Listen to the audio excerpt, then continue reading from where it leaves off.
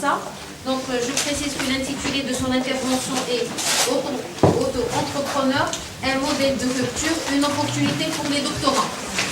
Donc, M. Zakaria Fahim est ex-président du CJD international entre 2010 et 2012, qui regroupe 12 associations de CJD dans le monde, avec 5000 dirigeants. Ancien directeur CJD Maroc, il est président du cabinet d'audit et conseil BDO Sabre. Il est composé d'une équipe pluridisciplinaire d'experts comptables, auditeurs fiscalistes, voilà, consultant en système de gestion et juriste, et puis président de la commission éthique et gouvernance à la CGEM. On l'applaudit très très fort. Merci beaucoup. Bonjour, donc je suis aussi très content d'être ici, de partager avec vous l'expérience passée au CJD, aussi l'expérience à la CGEM. Et puis, comme vous avez vu quand on parle d'un business plan, l'entrepreneur c'est aussi un parcours, donc c'est des choix. Et ce qui est important, c'est effectivement les assumer et être ouvert. Mais je vais me permettre, en complément de ce que vous avez vu, de vous donner un lien qui peut vous aider. Bon, la lumière va venir, peut-être bon. Ne vous inquiétez pas, je vais échanger. Par rapport à celles et ceux qui veulent créer une entreprise, on peut effectivement, vous pouvez donc aller sur le site des Maroc et vous allez trouver un guide qui s'appelle le guide du jeune créateur, dans lequel vous allez trouver des astuces, un peu de tout ce que vous avez déjà vu, que vous avez fait brillamment, parce que j'ai suivi un peu comment on appelle ça, toute la partie de conception. Donc vous allez voir un petit peu, on a fait un guide, c'est un peu le sorte du jeune créateur, c'est un peu l'outil pour les novices, pour un nul qui ne connaît pas ce que c'est qu'une entreprise, il veut créer son projet, il a une idée. Ben, on l'a fait avec des chefs d'entreprise, des jeunes créateurs. On a fait ce qu'on appelle ici un guide qui permet effectivement de partir de l'idée jusqu'à le lancement avec toute la partie de l'Europe. Donc ça peut être intéressant de venir enrichir ce que vous avez vu. Donc il est téléchargeable sur l'adresse que vous avez là-haut, là, cjdmaroc.net/. Donc il suffit d'aller dans CJD Maroc. Après vous allez dans présentation, il y a des livrables et vous allez trouver le guide. Mais sinon il faut prendre l'adresse qui est écrite tout à fait là-haut. Donc aujourd'hui je suis venu pour vous parler d'un modèle qui est très intéressant qui s'appelle l'auto-entrepreneur. Et aussi, je pense, ouvrir un peu des questions-réponses, parce qu'on va le faire un peu de façon interactive. Donc, tout à l'heure, vous avez construit. Donc là, vous allez avoir un moment où vous allez peut-être pas écouter religieusement, vous allez écouter un peu ce nouveau projet, voir un petit peu en quoi il peut être pertinent pour vous, pour le pays, parce que c'est un projet qui est aujourd'hui une proposition de texte de loi, puisque nous avons travaillé dessus 2 ans avec un ensemble d'autres chefs d'entreprise, et notamment en appui avec le gouvernement marocain. Et donc depuis 2-3 mois, le texte est à la disposition des parlementaires et aboutira normalement à un texte de loi sur ce qu'on appelle aujourd'hui l'entrepreneur, et politiquement ils ont appelé le BIDEA. Donc voilà, donc c'était juste pour que vous puissiez compléter ce que vous avez vu tout à l'heure avec un outil qui a été fait par des chefs d'entreprise pour des jeunes créateurs d'entreprise. Je vous montrer une petite vidéo, donc même si elle est sur YouTube, donc vous pouvez après télécharger.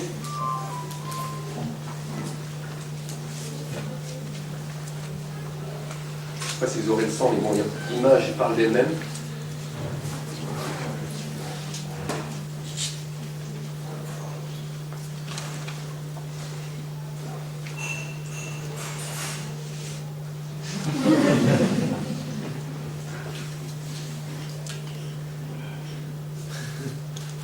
Donc l'idée, c'est de dire qu'il y a toujours une première fois, même pour les jeunes doctorants. Donc vous allez passer du jour au lendemain, peut-être demain, chez les chefs d'entreprise. Donc ce qui est intéressant, c'est que pour créer, ça a été dit tout à l'heure, il faut oser, il faut se mettre en réseau, et bien sûr, il faut être persévérant. Donc votre cursus aujourd'hui est un cursus de marathonien. Pour créer une entreprise, donc il faut être marathonien, et il faut aussi être un gagneur. Parce qu'il y a des marathoniens qui arrivent à la fin de la course, mais il y a des marathoniens qui veulent être dans le top, au moins dans le top 3. Donc c'est très important de savoir qu'est-ce qu'on veut faire. Donc je crois que c'est important. Ça a été dit, donc vous êtes, je pense que vous êtes l'élite de demain. Donc moi je dis toujours, j'étais jeune dirigeant, j'ai terminé mon mandat de président de l'International il y a quelques mois.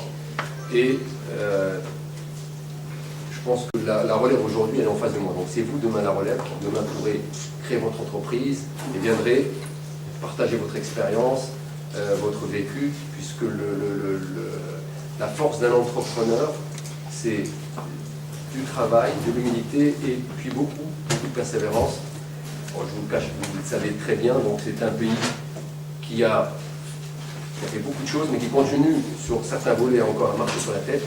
Et on considère encore les chefs d'entreprise, les entrepreneurs, non pas comme des locomotives pour l'économie, mais encore beaucoup, je dirais, des hommes et des femmes à abattre. Pourquoi? Parce que je suis encore convaincu que l'image de l'entrepreneur est encore une image pas excellente, qui souvent est justifiée, puisqu'on avait encore une génération qui n'était pas dans le partage. Bon, tout à l'heure, on vous parlait de respect de l'environnement, de respect du social. Donc il y avait certainement une génération qui, pour moi, ne sont pas des chefs d'entreprise, mais des gens qui avaient plutôt des opportunistes, et puis des gens qui étaient là à un moment, qui avaient un peu d'argent, quelques connexions, et qui ont récupéré des entreprises qui n'ont souvent pas créé, et qui se retrouvent aujourd'hui, pour certains, à la tête de l'Empire, et qui posent un problème, parce que c'est la forêt qui cache l'arbre, qui cache la forêt. Et je crois que c'est important que vous compreniez que les vrais chefs d'entreprise, c'est les gens que vous ne voyez pas à la télé, c'est ceux et celles qui travaillent tous les jours, qui créent peut-être 2, 3, 5, 10 emplois, et c'est eux qui font aujourd'hui le Maroc demain.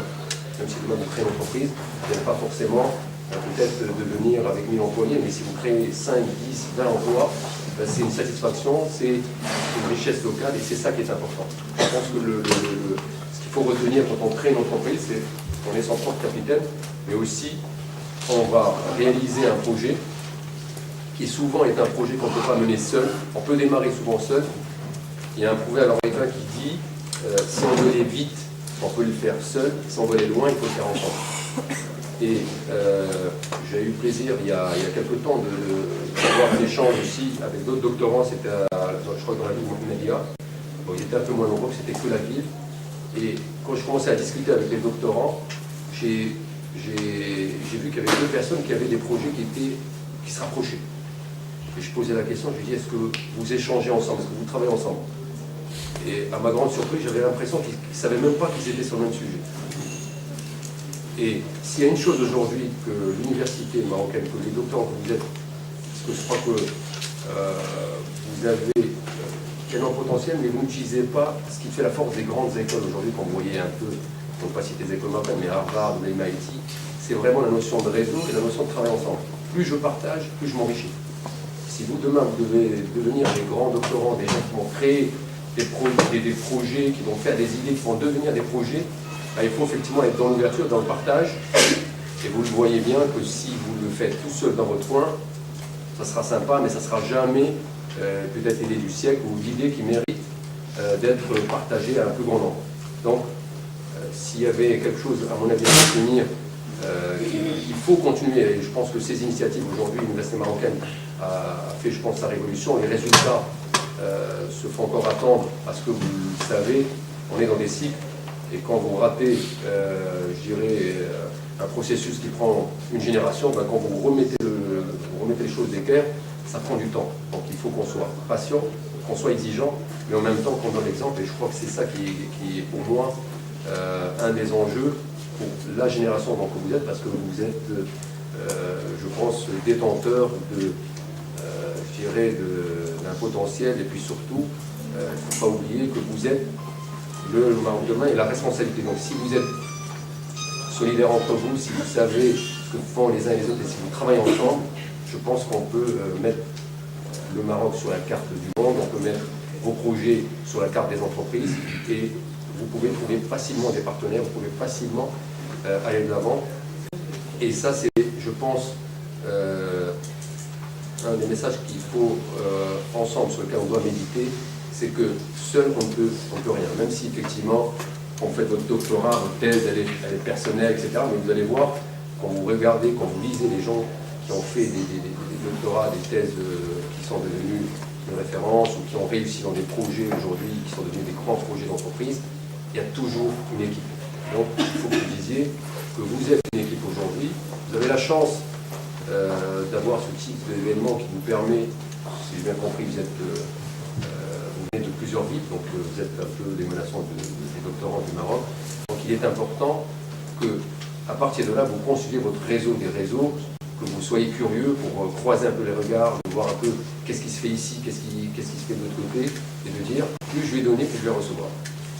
Pardon. Quand vous parlez d'équipe, est-ce que c'est l'équipe de plusieurs entrepreneurs ou une équipe, c'est-à-dire l'entrepreneur et ses collaborateurs? Ils doivent, eux, être des gens de différents domaines. Moi, je suis déjà au niveau des doctorants. C'est vous l'équipe. Voilà, moi, quand je parle d'équipe, c'est de dire que vous, aujourd'hui, en tant que doctorant, si vous positionnez par rapport à votre projet, donc on a l'impression, vous pouvez avoir l'impression que vous êtes seul. C'est-à-dire que vous avez votre projet, vous avez votre thèse, vous avez le reste du monde. Et ça, c'est une erreur.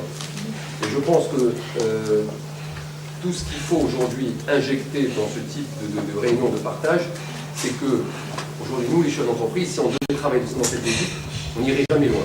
Parce que même si vous faites aujourd'hui des projets extraordinaires, même si vous êtes dans des domaines où vous avez l'impression que vous êtes différents, il y a toujours des synergies, il y a toujours des points de connexion, et il y a toujours des points. Et c'est sur ça qu'il faut s'appuyer pour que votre thèse devienne quelque chose sur lequel même vous, parce que quand vous faites, ça c'est du vécu, quand vous partagez une idée que vous avez portée et vous la donnez à des gens qui ont les mêmes valeurs que vous, qui sont dans l'excellence, qui sont dans le partage et qui veulent avancer, bah quand vous regardez votre bébé, quand votre produit continue de l'achever, vous avez l'impression que ce n'est pas vous qui l'avez fait. Tellement il est puissant, tellement il est fort, parce qu'effectivement vous avez su prendre le meilleur des gens autour de vous. Et c'est ça qu'il faut, à mon avis, retenir de ce type d'exercice, c'est qu'un entrepreneur ne peut jamais les seul. Et si vous, aujourd'hui, vous considérez comme étant des entrepreneurs, parce qu'un doctorant, c'est aussi un parcours, il y a tout un ensemble je dirais, d'écueils à dépasser, donc travailler sur soi, mais aussi travailler sur son projet, il faut vous dire que facialement, c'est un projet qui paraît qu'on peut porter seul, mais que concrètement, effectivement et efficacement, il faut qu'il soit considéré comme un projet porté par un ensemble plus large.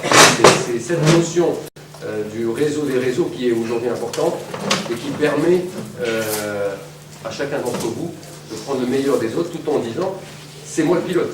On dit toujours qu'on n'est jamais mieux servi que par soi-même et que si je veux aller de l'avant, il faut que je donne l'exemple.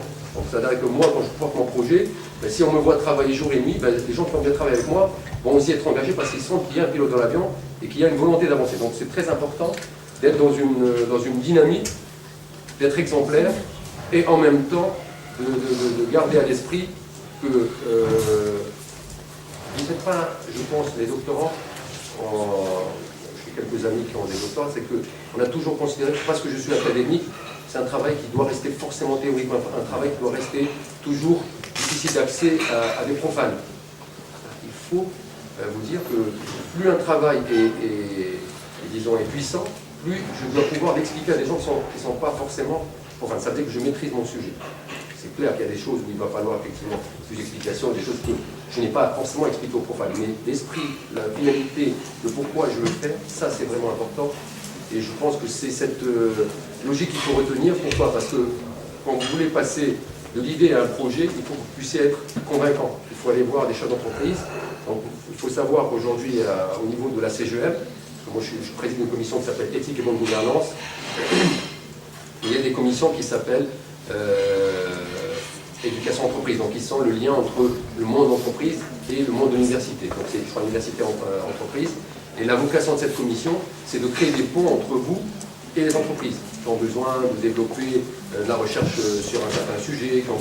Donc c'est très important que vous soyez curieux, que vous puissiez regarder un peu ce qui se fait, de taper aux portes, de dire, ben voilà, je sais que vous avez telle commission, voilà un peu mon sujet, est-ce que vous pensez qu'il y a une entreprise qui peut s'intéresser? Pourquoi? Ça vous permet d'avoir un regard sur le monde réel, et donc de comprendre que ce que vous faites n'est pas forcément la théorie pure, mais que même sur quelque chose qui paraît non appliqué, il y a des choses intéressantes.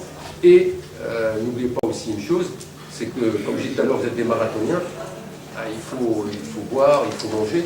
Et donc si vous développez des partenariats, vous pouvez avoir, pas des bourses, mais je dirais une enveloppe qui permet de financer un peu vos projets. Donc ça nous permet travailler plus sereinement sur votre projet, tout en ayant, pas encore une rémunération, mais une indemnité qui est d'un niveau suffisant pour vous permettre de travailler sereinement. Donc je pense que c'est intéressant que vous soyez curieux, que vous sachiez qu'il existe aujourd'hui ce type de commission, qu'il y a une volonté à venir solliciter, réclamer votre dû, donc de l'information, donc de l'accompagnement. Donc on ne vous donnera rien, il faut le savoir, il faut aller chercher. Donc, et ça c'est clair. On est dans un monde globalisé, on a l'impression que tout est disponible, mais en même temps l'essentiel a de la valeur, et l'essentiel on ne le donne pas à n'importe qui. On le donne à des gens qui le méritent, sur lesquels nous avons une affinité ou un intérêt. Donc il faut que vous restiez, on n'est plus dans le pays des bisounours où on est là et on attend quelque chose. On ne vous donnera rien si derrière vous n'êtes pas, si on ne sent pas qu'il y a effectivement une motivation. Donc aujourd'hui je pense que le doctorant fait sa thèse, effectivement il travaille sur son sujet, mais si j'ai bien compris que pour certains, si vous êtes là, c'est que derrière cette thèse, il y a peut-être un peu de dire, j'ai peut-être une idée de génie, et vous allez voir, donc tout à l'heure ça a été dit, l'idée de génie, c'est pas forcément révolutionnairement. Regardez celui qui a fait Facebook, quand vous regardez un peu le business model, il a eu la chance d'être sur un modèle globalisé qui est Internet, dans un monde où on a l'impression qu'on se dit tout, que finalement on se dit rien, et donc la toile est venue un petit peu occuper donc, cet espace. Il avait un marché qui s'appelle les États-Unis. Donc il a essayé son produit sur 320 millions d'habitants, et donc quand il a élargi sur le monde, c'était un jeu d'enfant. Mais au début, il fallait oser, il fallait rentrer, affiner, et quelque chose qui aurait pu rester, parce que d'autres ont essayé de faire des choses qui ressemblaient, mais il a eu la chance parfois de faire des petites choses. Et c'est ces petites choses qui font aujourd'hui qu'on devient aujourd'hui une référence mondiale, quelqu'un que tout le monde veut recevoir, qui est aujourd'hui sur les traces d'un Bill Gates, qui quand même a créé donc, des choses, ou d'un Steve Jobs ou autre, donc, alors que lui, il a été uniquement sur quelque chose qui peut paraître anodin, mais on le voit bien que l'idée de génie, c'est aussi avoir un marché derrière, c'est aussi avoir donc, des clients, donc on peut gagner beaucoup d'argent sans pour autant avoir fait quelque chose qui peut être considéré comme très révolutionnaire pour des puristes. Mais il a compris quelque chose, c'est qu'il y avait un marché, une demande. Et c'est ça qui est important. Donc, quand vous concevez, c'est-à-dire pour ceux qui veulent sortir de la thèse, parce que bon, je pense que dans les doctorants, il y a des gens qui sont passionnés peut-être demain pour devenir des enseignants.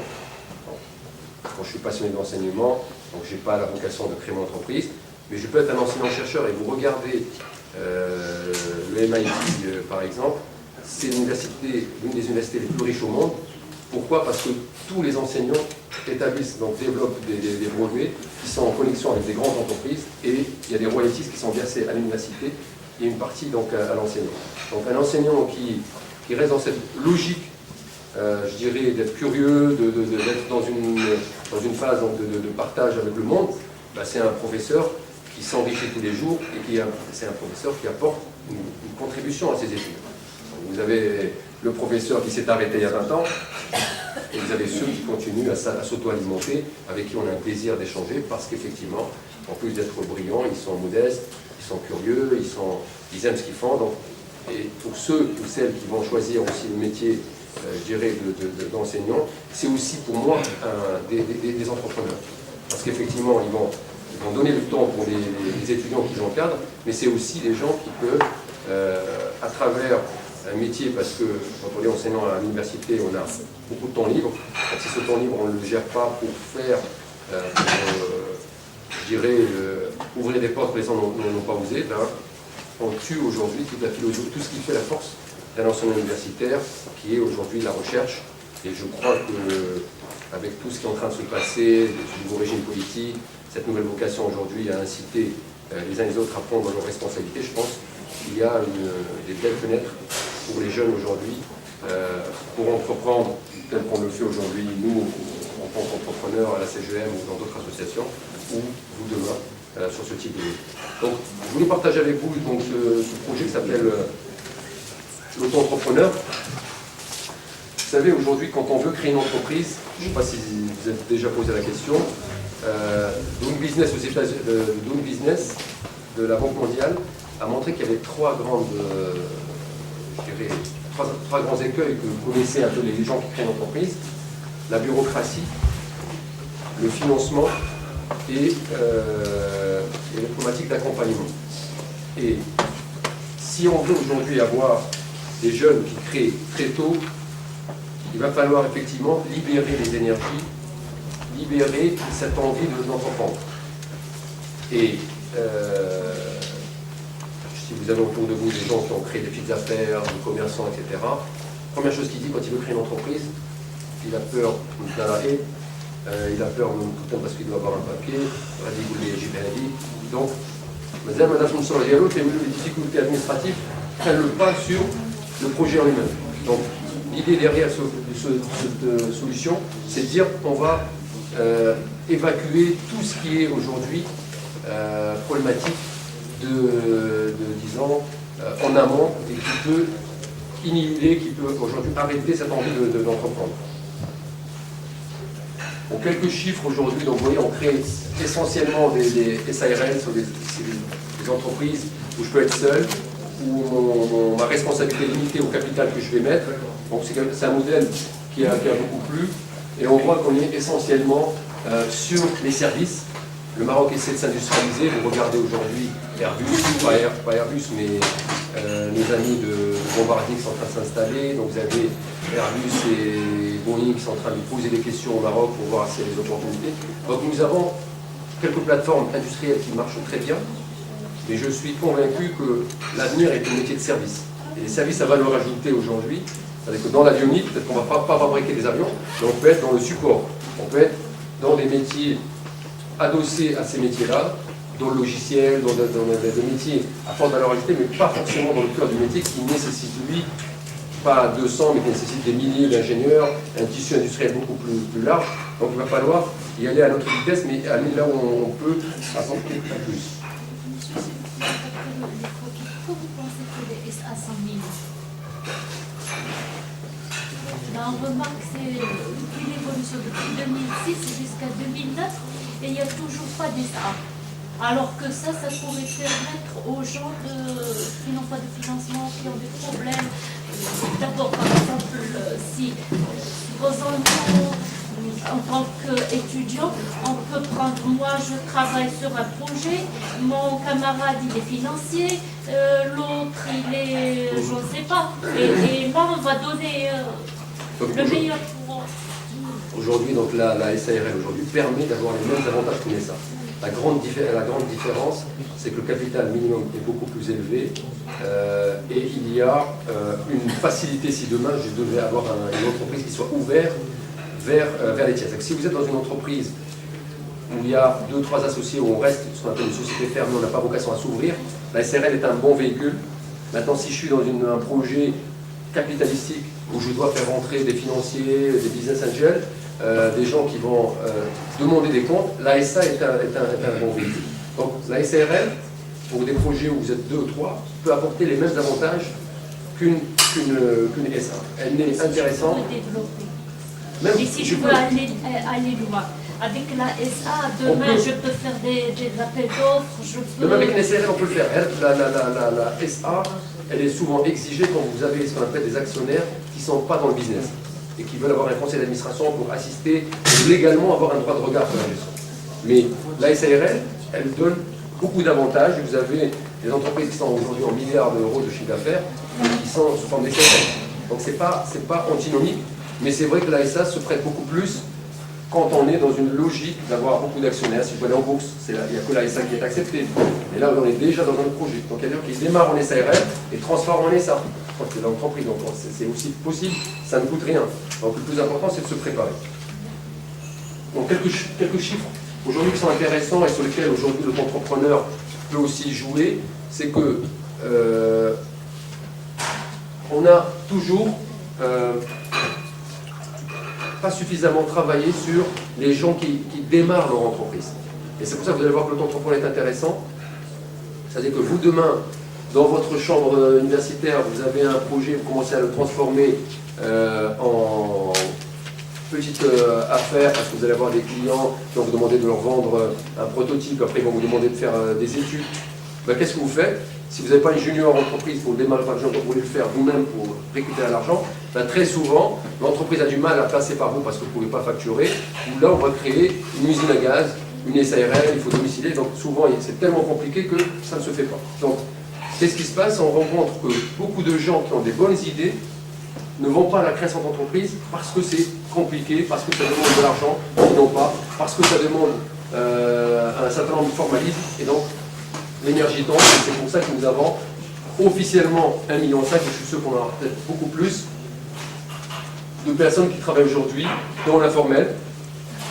Et l'informel, souvent, c'est pas forcément les gens qu'on trouve dans la rue. Donc il y a les gens qu'on trouve dans la rue, devant les marchés, sur les grandes artères, qui vendent pendant le dame, qui vendent des petits produits. Ouais. Et vous avez aussi dans l'informel des gens qui ont démarré un projet intéressant, mais n'ont pas eu le temps au début de le mettre sur les rails légalement, et parfois se trouvent dans la difficulté de revenir dans le formel parce que ça nécessite une transparence qui va coûter de l'argent tout de suite. Et très souvent, ils n'ont pas le financement, ils n'ont pas l'argent pour se remettre dans le droit chemin. Donc c'est pour ça que je donne toujours pour exemple, il est plus facile de dire à ses enfants il ne faut pas fumer, que de les laisser fumer et après de les accompagner pour arrêter de fumer. Là, c'est la même chose. Si on n'accompagne pas nos jeunes créateurs à rentrer tout de suite dans le formel par des mécanismes souples, par des outils qui sont très faciles à déployer, parce que vous allez le voir, avec l'auto-entrepreneur, je peux créer ma boîte sur Internet, j'ai besoin de personne. Ça, c'est une vraie révolution, c'est un vrai modèle de rupture, et il permet à des gens comme vous qui sont connectés, qui aujourd'hui utilisent les nouvelles technologies, de tout de suite de passer à l'acte sans avoir à se poser des questions, sans avoir obligatoirement de l'argent. Facebook, si vous avez vu le film, il a démarré avec un associé qui a mis 1500 $. Donc il y a une mise en 2000 $, donc avec 2000 $ et sans copain, parce que quand vous êtes dans le logiciel, vous êtes dans le service, vous n'avez besoin de personne. C'est vos idées, votre temps, au lieu d'aller jouer aux cartes, ben, vous vous enfermez dans votre chambre et vous travaillez. Donc dans l'informatique notamment, dans le développement, on peut créer la plateforme avec 0 dirham au début. C'est une fois que ça prend, vous avez quelque chose entre les mains, il faut passer à une étape plus large, et là il vous faut un peu plus de moyens, c'est là on peut aller voir les gens. Donc juste quelques idées, mais là le Maroc a un petit peu évolué. Donc ça c'était un business 2010, je crois que 2011 on s'est légèrement amélioré, mais vous voyez que ça reste encore relativement lent par rapport à d'autres pays, mais le Maroc est quand même considéré comme un pays où c'est relativement simple de créer une entreprise, 12 jours, 6 procédures, et on est classé quand même 76e, donc il y a encore du chemin, parce qu'effectivement, on verra qu'il n'y a pas, à ce moment-là, il n'y avait pas encore le capital minimum, et il n'y avait pas surtout les facilités d'entreprendre. Qu'est-ce que ça veut dire un benchmark? Benchmark, c'est comparaison. Benchmarker, c'est faire un comparatif. Donc, aujourd'hui, les programmes que vous entendez quand vous voulez entreprendre demain, on vous dit, bah, tiens, si vous voulez créer une entreprise, vous avez Mokrawalati. Je pense que tout le monde a entendu parler de Mokrawalati.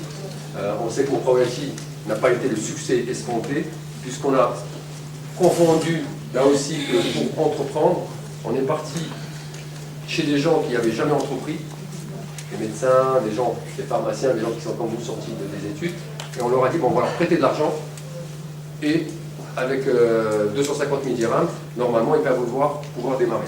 Et on s'est rendu compte que les gens qui veulent créer une entreprise au début avaient besoin beaucoup plus d'accompagnement, de facilitation, de prise en main, que de financement, et notamment, l'endettement était quelque chose de très difficile. C'est-à-dire que quand vous empruntez de l'argent, vous allez voir, ça c'est le propre même d'un chef d'entreprise.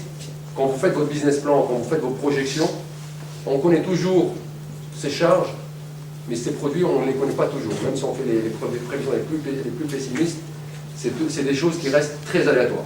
Donc si en plus vous êtes sur un projet où il y a un décalage dans le temps plus important que vous avez prévu, et qu'il faut rembourser, ben, vous avez beaucoup de gens qui ont du mal et qui sont retrouvés en justice, etc. Parce que le modèle de Mokrawalati est un modèle bâti uniquement sur le crédit, alors qu'en réalité, je pense que la grande force aujourd'hui de ce type de projet comme l'auto-entrepreneur, c'est qu'il permet de démarrer le plus en amont, c'est-à-dire quand vous avez une petite idée, d'essayer de la mettre en route dans quelque chose de relativement facile et ouvert. Et quand vous êtes prêt, c'est-à-dire quand vous allez voir demain des partenaires, qu'ils soient financiers ou investisseurs, vous avez quelque chose à présenter. La grande différence, c'est quand, dans ce type de projet, on vous demande à rentrer tout de suite dans un processus dans lequel souvent les jeunes ne sont pas préparés, et donc souvent c'est la noyade. Je donne toujours là aussi par rapport à ce système de l'entrepreneuriat aujourd'hui au Maroc, c'est que quand vous avez un enfant, vous voyez votre petit frère, vous lui apprendre à nager, qu'est-ce que vous faites? Vous l'avez dans le petit bassin et vous le lâchez, il barbote un petit peu, il fatigue, il se met debout. Ben, chez nous, les entrepreneurs, on les met tout de suite en pleine mer, et puis après on est surpris qu'il y en a beaucoup qui ne reviennent pas de... Ben voilà, donc ça paraît évident que quand vous êtes un jeune entrepreneur, vous êtes comme un bébé, il faut vous accompagner, il faut vous mettre un gilet, il faut vraiment avoir tous les outils pour que vous ne coulez pas. Donc il est important d'avoir un vrai accompagnement. Et c'est ça qui, je pense, qui a beaucoup manqué, parce qu'on n'a pas permis à ces gens-là de se préparer, et quand on va les jeter en mer, ils avaient déjà appris à nager, déjà au moins dans l'eau douce. Mais si il ne sait pas nager, et au lieu de mettre dans un petit bassin, on le met en pleine mer, avec une mer agitée, ben, ça fait des dégâts. Donc, on a essayé de faire effectivement des financements avec une garantie, de l'accompagnement de la formation, mais c'était fait par des fonctionnaires, pas forcément par des gens d'entreprise, parce qu'on voulait industrialiser. On est parti chercher des gens qui ne connaissaient rien de l'entreprise, donc ça aussi, ça fait partie un peu de l'échec. Et la formation était souvent des formations un peu trop académiques. Maintenant, on en revient, bon, il y a toute une je dirais, un ensemble de pensées qui sont en train d'être changées. Mais ce qui est sûr, c'est que nous avons mis tellement la barre haute que sur peut-être 100 de personnes qui veulent créer une entreprise, on n'a pas gardé forcément les meilleurs. Parce que ceux qui étaient bons, soit ils sont passés dans l'informel parce qu'ils ne veulent pas emprunter, soit carrément ils ont dit je vais attendre pour plus tard, et donc on perd du potentiel, on perd de l'efficacité en route. Je ne sais pas s'il y a des gens, déjà des grandes années, qui c'est qui veut créer une entreprise ici dans cette... qui c'est qui a déjà une idée de créer une entreprise? 3, 4, 5, 6, 7. Allez, une dizaine on va dire. Ok.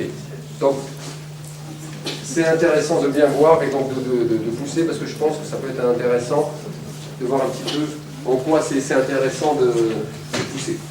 Donc regardez un petit peu. Bon, la France, CREE 64, aujourd'hui, elle crée beaucoup plus avec le projet d'auto-entrepreneurs. Ils ont doublé, plus que doublé, le nombre d'entreprises créées grâce à l'entrepreneur. Donc ça, c'était juste avant l'entrepreneur. Regardez, ça c'était 2009, pardon. Nous, on crée 12 entreprises pour 10 000 habitants. Donc la France a doublé. Pour l'Espagne, avec la crise, mais quand même, ils sont dans les 80 toujours. Donc il y a un énorme potentiel de création d'entreprises.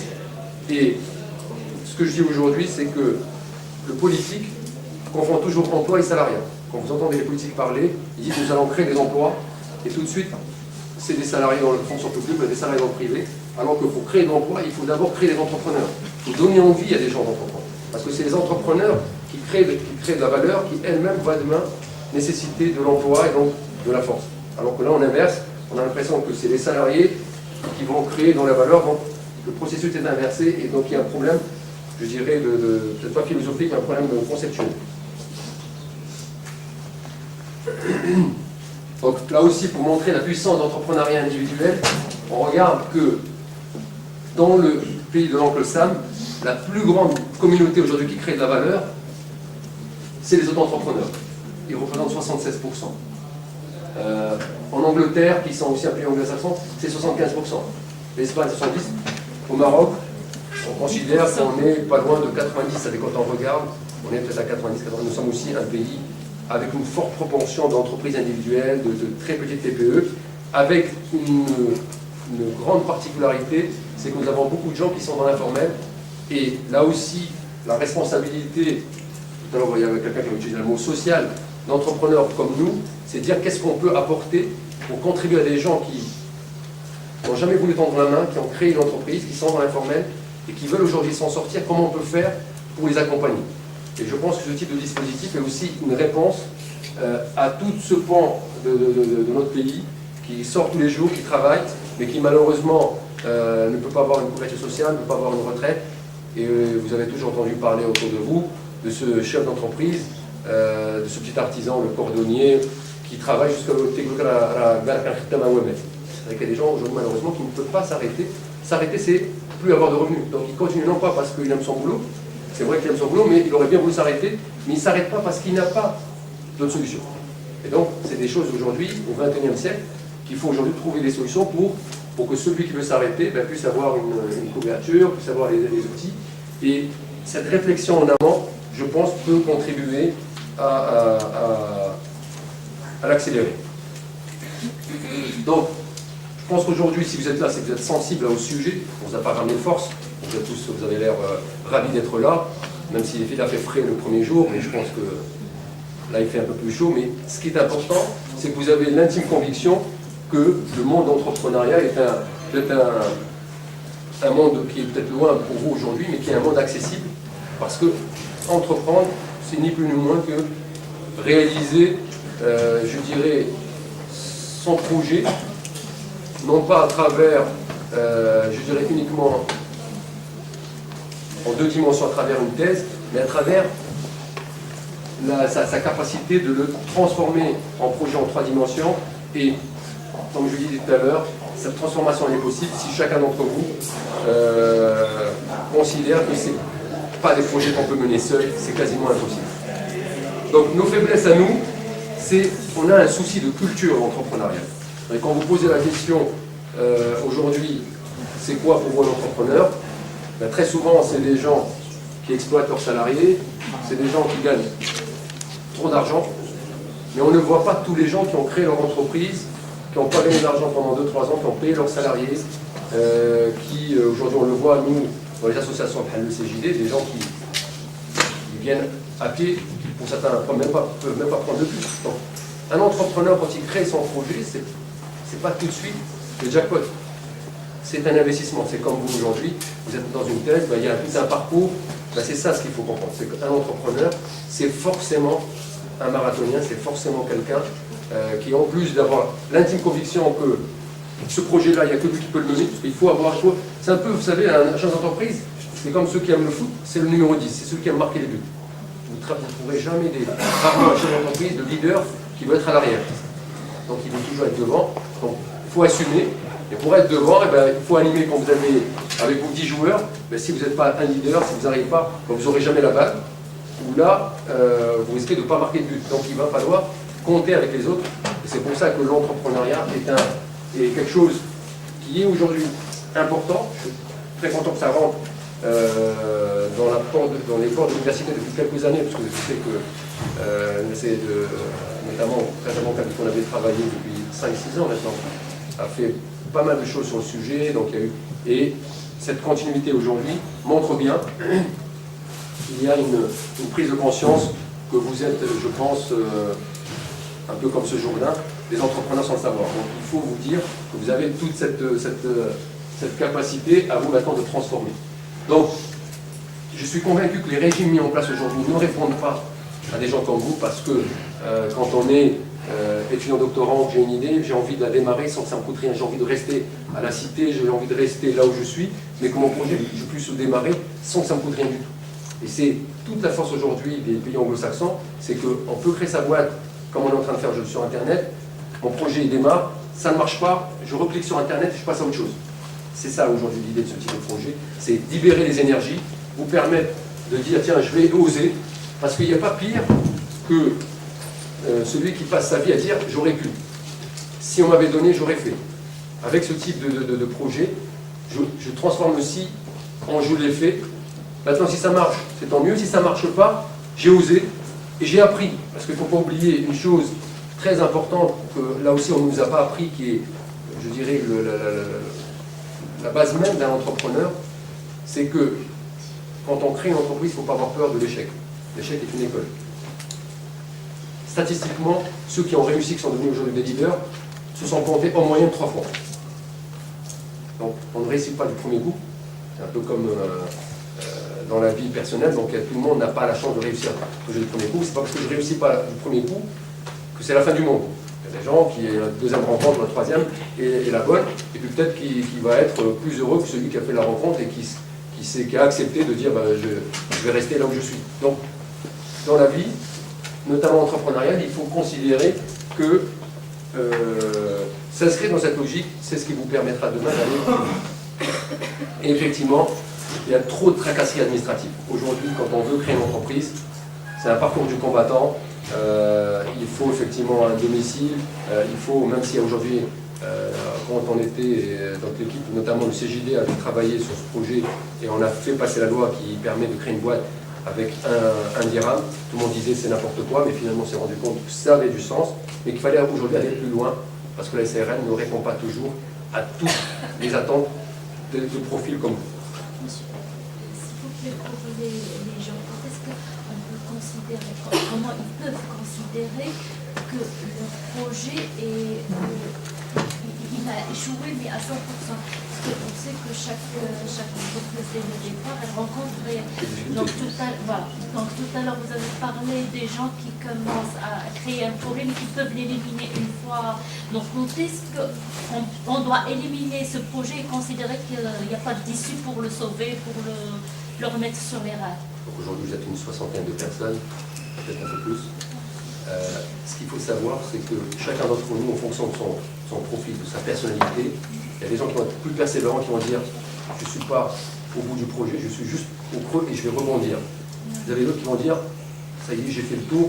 Donc il n'y a pas de réponse. C'est pour ça que ce qui est important, c'est se mettre en réseau, se faire accompagner et être à l'écoute. Ne pas rester seul.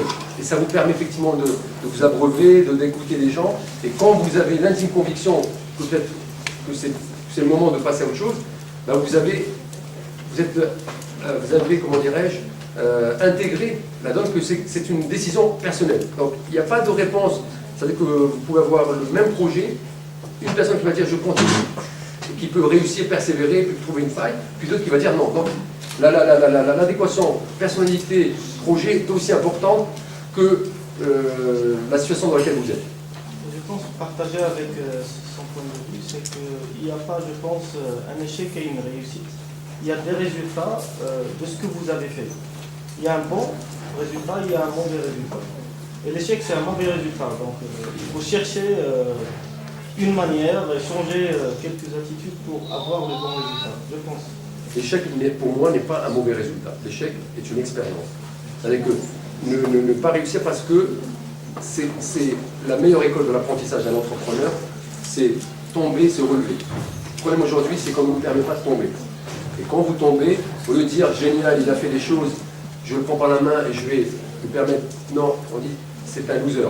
Et c'est ça aujourd'hui, c'est la culture. C'est-à-dire que pourquoi aujourd'hui les gens ne s'arrêtent pas, ne passent pas à autre chose, parce qu'ils ne veulent pas reconnaître que c'était peut-être pas le bon choix, qu'il fallait le refaire différemment. Donc il faut aujourd'hui casser ce mythe que quand on ne réussit pas du premier coup ou quand on ne réussit pas sur une voie, on est mauvais.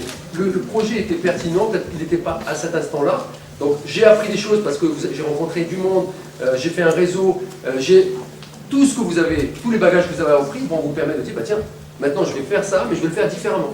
Donc pour moi, la tombée, c'est pour mieux se relever et c'est la meilleure école aujourd'hui d'apprentissage. Vous savez, quand vous allez dans la vie, que c'est une autoroute, vous savez, même l'autoroute, on peut s'endormir parce qu'il n'y a pas de surprise. Donc, il ne faut pas oublier que la vie n'est pas un long fleuve tranquille, qu'il y a des virages, qu'il y a des montées. Et c'est ce qui fait le charme. Quand vous sortez de l'autre côté, vous dites, bah, génial, j'ai réussi. Donc, j'ai fait quelque chose parce que c'était pas facile, parce que je me suis battu. Et je répète encore, la notion de réseau des réseaux est fondamentale dans n'importe quel projet, que ce soit ce que vous êtes en train de faire aujourd'hui, ce que vous allez en faire demain. Rester seul, c'est la meilleure manière de mourir en bonne santé. Comme on dit. Donc il faut effectivement ouvrir, s'écouter et avoir l'humilité effectivement de dire que seul je ne peux rien faire. Donc aujourd'hui l'auto-entrepreneur c'est quoi? C'est permettre à chacun d'entre vous aujourd'hui de travailler pour son propre compte ou de sortir de l'informel, parce que ce projet je l'ai co-initié avec des amis pour dire qu'il faut faire quelque chose pour les gens qui sont dans l'informel et ce projet-là peut être intéressant. Réaliser son rêve en toute sérénité dans la légalité. Le gros challenge chez nous, c'est que quand vous payez vos impôts, on a toujours l'impression que vous êtes celui qui n'a rien compris. Vous savez, quand vous payez vos impôts, vous êtes transparent, on ne dit pas c'est génial, il a tout compris. quand il fait ça. Donc, vous passez pour celui qui est un extraterrestre, quelqu'un qui n'a rien compris au système. Donc, et toute la logique aujourd'hui de ce type de projet, c'est d'inverser la situation pour que les honnêtes gens, les gens qui considèrent que payer ses impôts, qu'être dans un système qui marche bien, ben c'est un système où chacun d'entre nous a sa place et n'oublie pas tous les jours qu'il a des droits et des obligations. Et souvent on l'oublie, on a l'impression que puisque le pays ne me donne rien, ben je donne rien. Alors que le pays c'est chacun d'entre nous. Donc il y a toujours la logique, quand vous écoutez les optimistes et les pessimistes, c'est je ferai quelque chose quand l'État va m'apporter. C'est quand ça va mal que je dois faire quelque chose pour obliger le système à changer. Et je pense que c'est ça la philosophie aujourd'hui de ce type de projet, c'est de dire aux gens, dire aux politiques qui sont souvent de l'ancienne génération, qui sont souvent des gens qui ont besoin de nous, parce que pour certains, quand vous dites que vous voulez aller mon Qatar donner 20 dirhams, pour eux c'est normal, c'est la norme. Ne pas donner, ça ne marche pas, ils ne comprennent pas, ils ne veulent pas que ça change. Donc vous avez des gens, dans la politique, mais vous avez quasiment dans toutes les catégories socio-professionnelles, des gens qui considèrent que le système est trop gangréné, trop malade, et qu'il est impossible de revenir en arrière. Et je pense qu'aujourd'hui, toute la force des gens qui sont comme vous, qui sont des jeunes vierges, qui n'ont pas encore démarré dans la vie active, qui ont encore tout à faire, c'est de dire, ben moi je vais démarrer proprement. Ben pour démarrer proprement, il faut qu'on vous ouvre les routes, il faut que les choses soient préparées pour que quand vous ayez des idées, ben vous êtes sûr que ça va se faire comme il faut. Et ça, c'est pas toujours facile à faire quand le système ne vous le simplifie pas. Un exemple pareil, que j'avais découvert personnellement en discutant avec on avait invité l'ancien Premier ministre du Canada, et il disait les Canadiens sont à 90% plus riches que 90% des Américains. Pourquoi? Parce qu'ils ont choisi un système qui était, ce qu'on appelle la social-démocratie, où on considérait qu'on ne pouvait pas avoir des écarts entre les plus riches et les plus forts qui dépassent un certain seuil, que ce soit dans le public, dans le privé. Donc, et cette culture aujourd'hui de partage, mais aussi cette culture d'entrepreneuriat fait que le Canada, pour ceux qui ont pu y aller, on a l'impression qu'ils ne connaissent pas la crise. Bon, ils ont eu une autre crise pour les jeunes qui sont sortis, vous êtes étudiants, vous avez dû regarder. Donc il y a eu cette génération qui sortait dans la rue pour dire stop, on va travailler différemment, donc on va arrêter la corruption, donc on veut être reconnu, on ne veut pas augmenter nos droits, etc. Mais ça n'avait rien à voir avec ce projet. Donc il est très important que vous compreniez que le système c'est nous, le système c'est vous. Puisque le système va être fait par les gens qui vont aller voter demain, par ceux qui vont prendre la décision. Donc il ne faut pas oublier, vous allez démarrer peut-être sous-officier ou jeune officier, parce qu'un doctorant, vous êtes l'élite, mais avant de prendre la marche suprême, peut-être que c'est 10% de cette salle qui va devenir, je dirais, en haut de la pyramide, même si les autres vont être en haut, mais pas forcément sur la dernière marche. Et plus vous êtes là-haut, c'est un peu comme le chef d'entreprise, et plus vous êtes au service des autres, et non pas pour se servir. C'est cette culture-là qu'il faut bien donner, c'est plus je suis en haut, et plus j'ai des responsabilités, et plus je dois être au service des autres. Donc, c'est quoi les axes de ce projet? C'est d'abord simplifier les démarches. Donc, personnellement, je considère que je dois pouvoir créer mon entreprise sans me poser de questions. C'est-à-dire, j'ai une idée, ben, je veux oser, je vais la faire. Si ça marche, c'est tant mieux. Si ça ne marche pas, j'ai osé faire mon idée. Et demain, je ne vais pas rester à tourner en rond en disant j'aurais pu, ben, pourquoi pas. Et c'est ça qui tue aujourd'hui beaucoup d'énergie. C'est on a plein de jeunes qui ont des idées, mais qui n'osent jamais le faire parce qu'il n'y a pas de véhicule.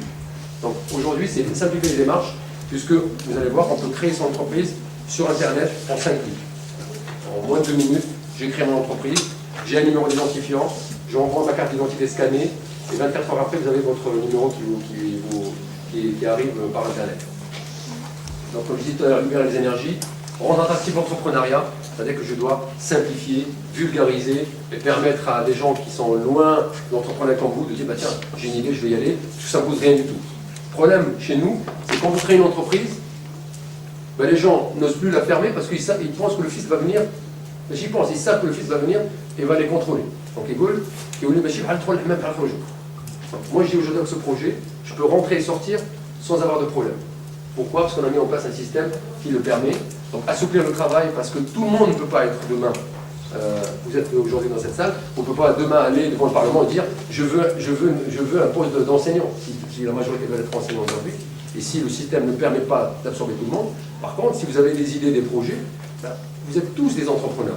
Et c'est ça la force aujourd'hui, c'est que on a lancé déjà il y a 7 ans le forum des métiers dans l'école publique, et on s'est rendu compte que pour beaucoup, notamment pour les enseignants, être entrepreneur, c'est pas un métier. Nous, on dit que être entrepreneur, c'est un métier à part. Un métier qu'il faut valoriser. Donc quand ça, on n'a pas compris, ben, comment voulez-vous que l'enseignant ne sorte pas du truc classique tu vas être médecin, tu vas être ingénieur, ou tu vas être pilote. Vous savez, quand on était jeune, il y avait 3 métiers qui faisaient rêver, le reste, on ne connaissait pas. Donc il y a tellement d'autres choses aujourd'hui qui nous font rêver, qu'il faut aujourd'hui avoir aussi des profs qui soient ouverts et des possibilités de faire ce qu'on a envie de faire. Limiter les risques, puisque comme je disais tout à l'heure, le système ne vous oblige pas d'engager des revenus, parce que c'est juste je crée, et si ça ne marche pas, c'est un peu comme le disjoncteur, je baisse le disjoncteur, je passe à autre chose. Donc quelques chiffres, donc c'est toujours pour montrer qu'il n'y a pas de... Pour ça, je pourrais vous laisser. Donc, il est ouvert, ce statut, on l'a ouvert à tout le monde. Il donne, et ça, je pense que c'est important pour vous demain, comme je disais, donc il faut qu'on soit tous raisonnables. Si aujourd'hui il y a 100 doctorants dans la salle, il n'y a pas 100 enseignants, même si vous êtes passionné. Ben effectivement, on va peut-être prendre, je ne sais pas combien de personnes vont être pris, peut-être les plus passionnés, ceux qui sont dans les disciplines où il y a des besoins, parce que c'est comme dans la vie, il y a ce qu'on appelle la loi de l'offre et de la demande. Je veux être enseignant, mais qu'il n'y a rien pour moi. Ben, au lieu d'attendre pendant 3 ans à ce que le poste se libère, ben, pendant 3 ans, je peux créer de la valeur, et puis finalement, je vais créer mon entreprise, je vais m'éclater, et puis je vais plus revenir, je vais revenir vers mon université, non plus pour faire de l'enseignement, mais peut-être pour venir donner, je dirais, partager mon expérience, ou peut-être pour recruter des doctorants parce que j'aurais créé mon entreprise. Donc je crois que c'est vraiment important qu'au sein de l'université et au sein de l'élite que vous êtes, qu'on casse un peu ce mythe que vous êtes tous des potentiels enseignants, ou vous êtes tous des potentiellement fonctionnaires, vous êtes l'élite de demain, et c'est à vous de choisir votre destin. Et pour choisir votre destin, il ne faut pas que vous soyez comme ça, il faut que vous soyez comme ça. Et ça dépend de vous. Donc il faut que dans votre cursus, dans votre formation, on vous montre qu'il y a plusieurs voies, qu'il n'y a pas uniquement 2 voies. C'est-à-dire quand vous avez raté une, non. Dans la vie, on dit toujours que s'il n'y a pas au minimum 3 choix, il n'y a pas de choix. Donc, et le choix, c'est à vous de le faire. Donc, entreprendre, comme je disais tout à l'heure, on s'implique sur Internet, très simple et rapide, c'est électronique. On est en train de réfléchir sur une plateforme virtuelle qui permettra aujourd'hui de permettre à tout un chacun d'être dans cette plateforme. Et l'idée derrière, c'est de dire que pour créer donc, ce type de projet, il va falloir mettre des carottes, mettre des incentives, et en même temps protéger tous ceux qui vont aller dans le système contre eux-mêmes. Je m'explique, c'est-à-dire que quand vous créez souvent, nous on l'a vu quand un entrepreneur, demain vous allez créer votre entreprise, pour ceux qui les 10 qui ont levé la main, qu'est-ce qui se passe? On pense toujours qu'on a 20 ans, et on ne pense pas à sa couverture sociale, on ne pense pas à sa retraite, parce qu'on dit ça, je le verrai demain. Et hier j'avais 20 ans, aujourd'hui je suis déjà, j'ose même plus dire mon âge, donc je suis déjà un jeune vieux. Donc pour vous dire qu'effectivement, on a, même si on paraît jeune, ben, votre état civil, lui, ne triche pas. Le compteur il tourne, et donc vous avez intérêt à un moment donné de dire, ce que je peux faire aujourd'hui, peut-être qu'il ne faut pas attendre demain. Et pour le faire bien aujourd'hui, il faut que je sois dans une bonne disposition et que ça soit simple pour moi. Donc, on a fait, pardon. Pardon? Mais ça, je pourrais vous le laisser. Hein, donc je vais donner la présentation aux organisateurs. Donc, elle est sur le... je la partage avec vous. Il n'y a pas de... Il faut partager. Il n'y a pas de copyright. Vous allez la voir. C'est pas un souci.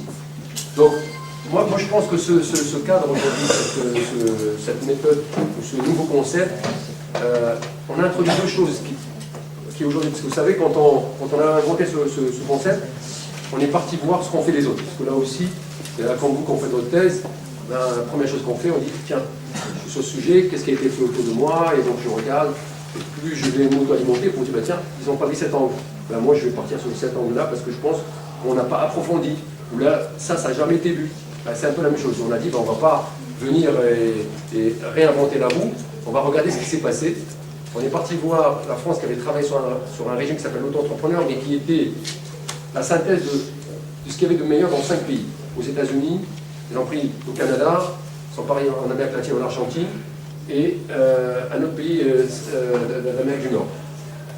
Nous, on a pris ça et on a dit, ben, aujourd'hui c'est bien, mais si on l'applique au Maroc, en l'état, ça ne marchera pas, parce qu'on a beaucoup de gens qui sont dans l'informel, et on a beaucoup de gens qui, quand ils démarrent, n'ont pas toujours les moyens, parce que dans les pays européens ou aux États-Unis, il y a toujours quelques filets sociaux. Vous savez que vous ne travaillez pas pendant 6 mois, 1 an, vous êtes soutenu. Le Maroc est en train d'y réfléchir, mais on ne l'a pas encore mis en place.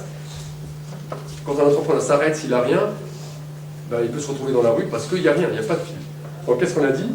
On va mettre en place un système qui permet de faire 2 choses qui aujourd'hui sont uniques, qui n'existent pas encore au Maroc. C'est qu'on va faire en sorte que l'entrepreneur paye ses cotisations sociales et ses impôts à chaque fois qu'il encaisse un dirham. Si vous avez fait un peu pour ceux qui sont dans l'économie, vous savez que l'impôt aujourd'hui il est payé sur le bénéfice et non pas sur les encaissements. Ben là on a dit on va faire quelque chose de très simple pour permettre à ceux qui ont créé une entreprise de ne pas être obligés plus lourds à aller avoir un expert comptable. J'encaisse 100, on va prélever 2%. Donc on a proposé de prélever 2% du chiffre d'affaires. Ça va être ma contribution aux impôts, et 3 à 5% en fonction du service pour la couverture sociale, qui va couvrir l'accident de travail, la couverture sociale pour l'entrepreneur et sa famille. Parce que comme je disais tout à l'heure, vous démarrez tout seul, 4 ans, 5 ans plus tard, vous êtes marié, vous avez des enfants, et puis si vous n'avez pas prévu tout ça, chaque fois que le petit est malade, il faut aller chez le médecin, si vous n'avez pas d'argent, qu'est-ce qu'on fait?